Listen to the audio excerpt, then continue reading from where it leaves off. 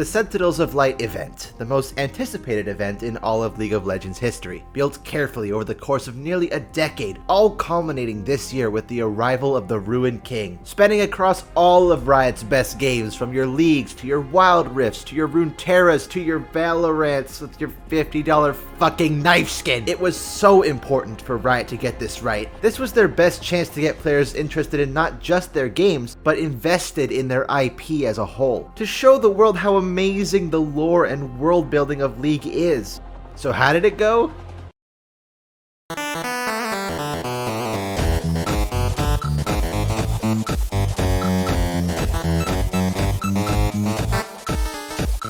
What an absolute fucking shit show. Countless delays, continuity errors, character assassinations, grind fests, some of the most broken champion releases to date. Yorick showing up for 5 seconds just to not even do anything. His whole thing is trying to take down the Ruined King. What the fuck? The whole thing is just a mess.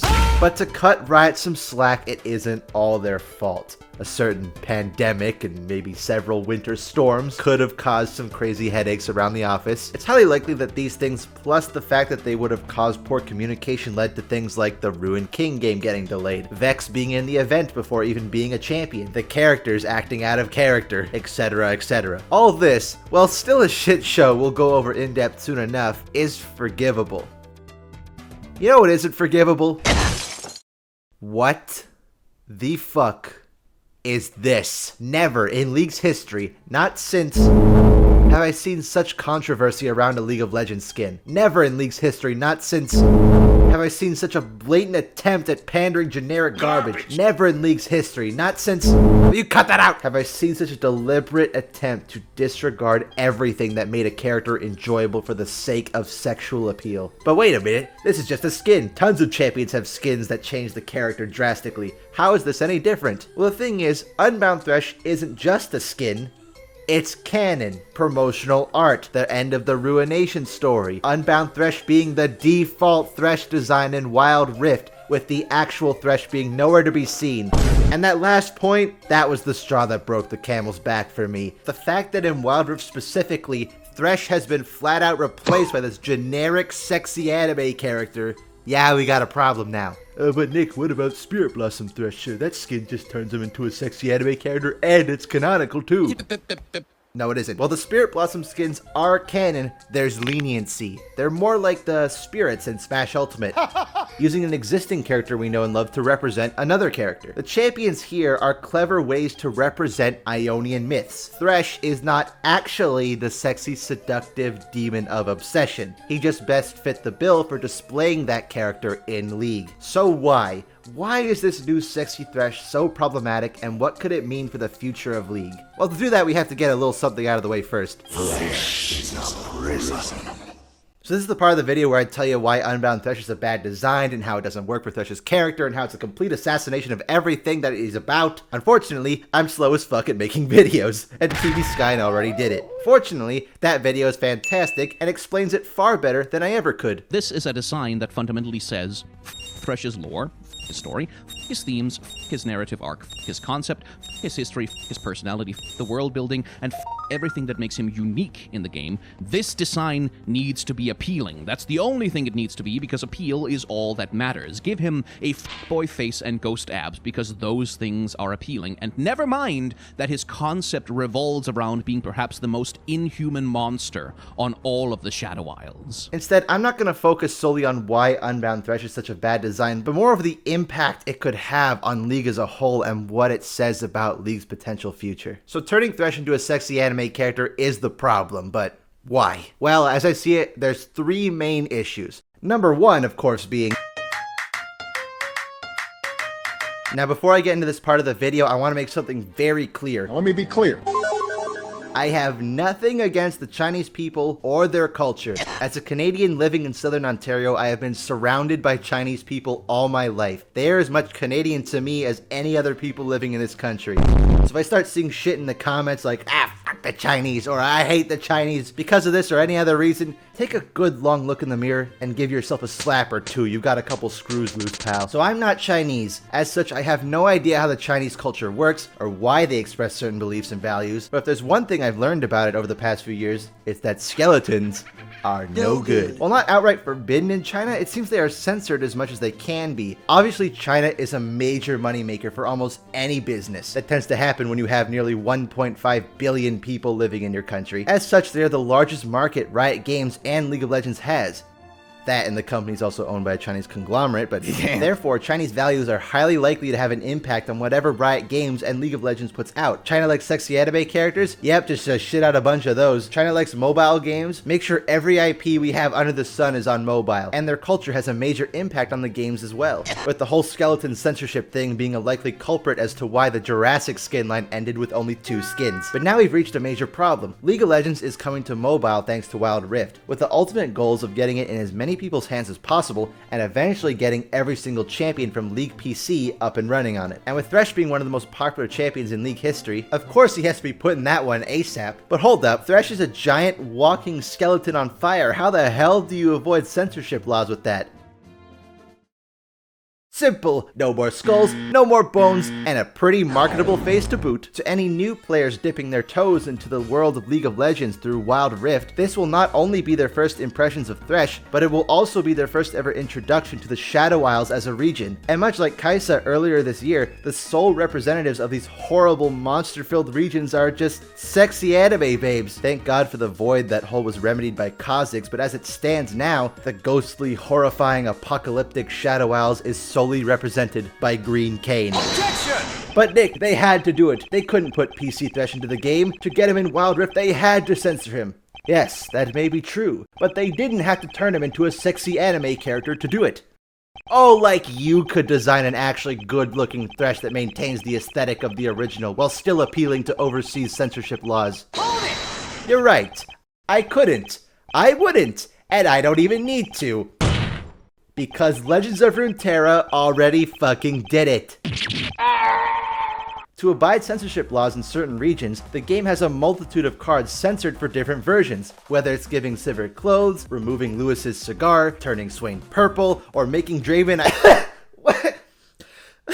But the most noticeable and obvious changes were to the Shadow Isles. Any skull or bone-like appearance was replaced with either sharp metal or a blank face. To your lowest of followers, to spells, to champions like Hecarim and Thresh. Even though this isn't exactly the Thresh we know and love, I think most people could say that this is definitely still Thresh. And although I like the skull head more, I actually think his armor being comprised of chains instead of bones makes even more sense since, you know, he's the Chain Warden. And besides, even if I didn't like it, I would never have to see it, because I don't live in China. The whole idea of having these censored versions of cards is so that there can be a version of Thresh to abide by censorship laws, while still having the normal version of Thresh for everyone else. Like, imagine if Runeterra Vladimir was just everywhere Vladimir. Last I checked, there isn't a Mancer type for purple goo. In Wild Rift, though, this was unavoidable. Not only do they have to abide by censorship laws, but they have to maintain a specific age rating. Makes you question how they're gonna put Vladimir in there at all, actually. So they couldn't put in normal Thresh. They had to find an alternative. But then why the hell did they decide to use this unrecognizable, generic, same-face syndrome-looking anime villain NPC and say straight to our face that this is Thresh now? It just doesn't make any sense to me. When they have this clearly good version of Thresh, they decide to make him into a sexy anime character. Why would they do that?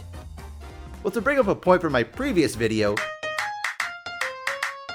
Money, money, money. for the longest time, League consisted of primarily disgusting creatures, buff dudes in armor, and generically attractive female characters. At this time, League was a lot smaller than it is now. It was still trying to get its footing, and as such, just tried to stuff as many different character stereotypes as possible with no real care for originality. However, that all changed. One fateful year, 2014, 7 years ago, for fuck's sake. Vel'Koz, Braum, Gnar, Azir, Kalista, Rek'Sai, Bard, Echo, Tahm Kench, Kindred, Alawi, Jhin, Aesol, Talia, Kled, Ivern, Camille.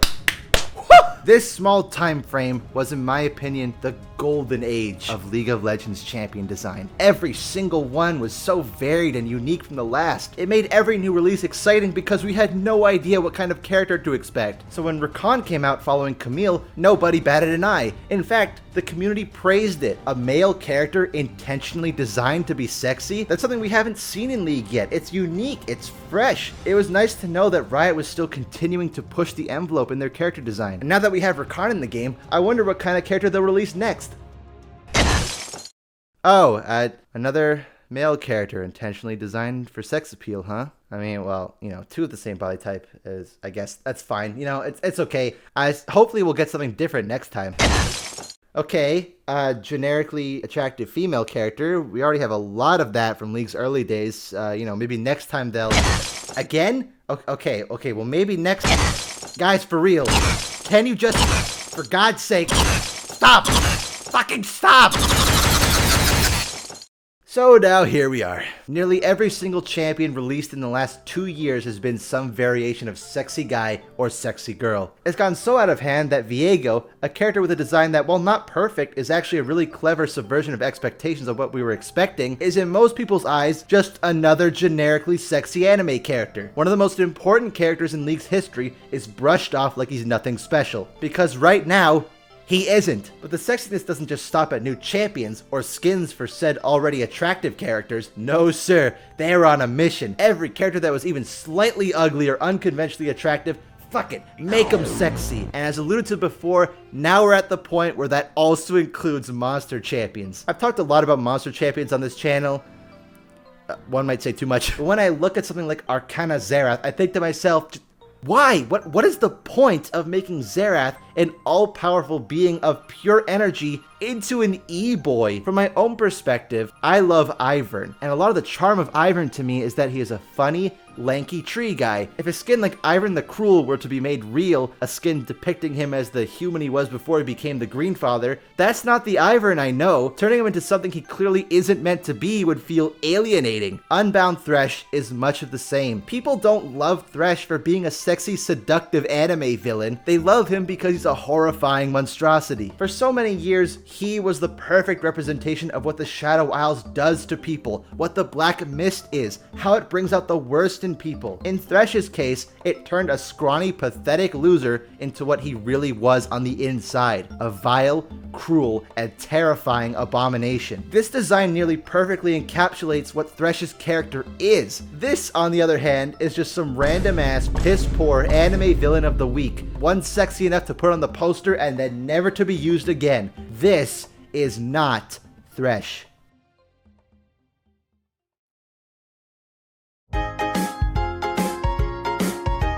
It has been nearly 4 years since our last actual monster champion, with the likely reason being that Riot thinks that monster champions don't resonate with audiences because they are too niche. The nicheness, is that even a word? No. Could likely be why Riot is trying to push the monster champions in this direction. Turning them into sexy anime characters will surely make them less niche, right? Well, I'll give you a little secret, Riot. Monster champions are not niche because people don't like their designs. Ask anybody, and almost everyone will say that they love champions like Asol, Rammus, and Ornn, yet they refuse to play them. Riot monster champions aren't niche because their audience is small, albeit it is smaller than sexy anime characters. Monster champions are niche because you intentionally make them niche. Asol, Ornn, Ivern, Kindred, Tahm Kench, Vel'Koz, Rammus, all champions with unorthodox kits that result in them having much lower play rates than any other champs. Champions like Yasuo, Lux, Leona, Riven, while not simple kits, they are much more easygoing for the general public. Yasuo can be played in any game he wants, and most times it will work. But if you pick Rammus into a full AP team, you might as well have a sign on your back that just says, "Team report me please." And this doesn't go just for League. We see it in games like Overwatch, with Bastion, Little Mac in Smash Ultimate, or in Legends of Runeterra, with Yasuo, Lux, Leona, and Riven. That's right. 4 of League's golden children are so niche in this game that they have historically been some of the least played champions in the game. And going back to League, we have champions like Taric, Kayle, and Yorick, all niche champions not because of their designs. Kale's design is admittedly probably the most mobile game you can get in League of Legends, but because their unorthodox play patterns turn away most people. What makes this even worse is that this same backwards logic applied to monster champions hurts non-monster champions too. I mean, it's obvious, right? Champions like Illaoi, Talia, and Kalista are disliked purely for the fact that they have some of the only unique female body types in the game, and definitely not that you have to work 5 times harder than Captain Shitbox over there just to play League of Legends. But again, we can flip this idea on its head. Kha'Zix,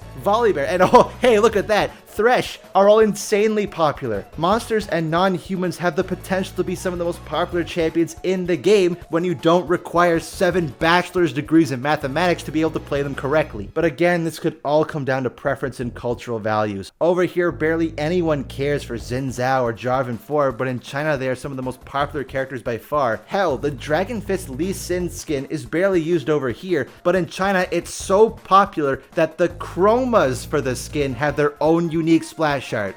Oh, I'm sorry. Unique animated splash art. So it's been proven time and again that gameplay can often be the deciding factor of what makes a champion popular. Thresh just happened to hit that perfect sweet spot, having a great and unique design that resonates with a lot of players, monster champion lovers and non-monster champion lovers alike, and having a great gameplay pattern with a high enough skill ceiling that people can invest a lot of time into him to master him, but even people who pick him up for the first time can do relatively well on him. He's just all around a great champion. This is the character people have been following since 2013. This is the character people have loved for years on end. This is the character that perfectly represents the Shadow Isles in every way. This is Thresh. This guy, this is not Thresh. Well, that's it. It's finally done. Finally finished the Thresh video. I have been working on this for like a month. I've scrapped it like 3 or 4 times, but you know what? Finally, there's a version I'm happy with. Granted, though, I finished it before the event was over, but honestly, I think we know where it's going. Surely Riot won't release any new piece of media to radically change people's views on Unbound Thresh or anything, right? Yeah, so about a couple weeks ago, as of recording this video, there was a new cinematic titled Thresh Unbound: A Night at the Inn. The main takeaway from this is that it does change how many people feel about Unbound Thresh. To some, he's fully redeemed, to some, it makes him better. How do I feel about it? It definitely doesn't redeem it in my eyes, although I do agree it makes him better. They definitely tend to lean away from the less pure anime boy, giving him some more wrinkles and some more defining facial features, but fellas, when I look at that, I just see green Swain. I'm sorry, I don't know what to tell you. The part that I like, at least, is the mask. At a certain point in the cinematic, the mask tears away to reveal the human face underneath, hopefully meaning that this human-y version of Thresh is just a disguise that he puts on just to appease people, like Bort. Best boy Bort, by the way. I want him as a champion immediately, Riot. So, well, I definitely don't think this fixes Unbound Thresh by any means, and definitely does not falsify the points I made in this video about Riot's current design philosophy. I think it's better. All we know from this now is that Thresh is basically the king of the Shadow Isles, taking Viego's place on his way to Noxus. Don't really know what he's doing, but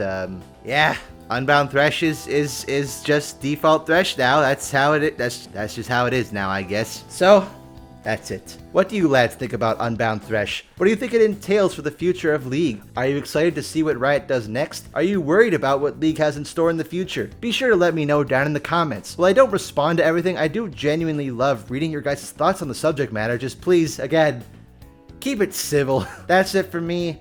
Have a good one, lads. I'll see you in the next video.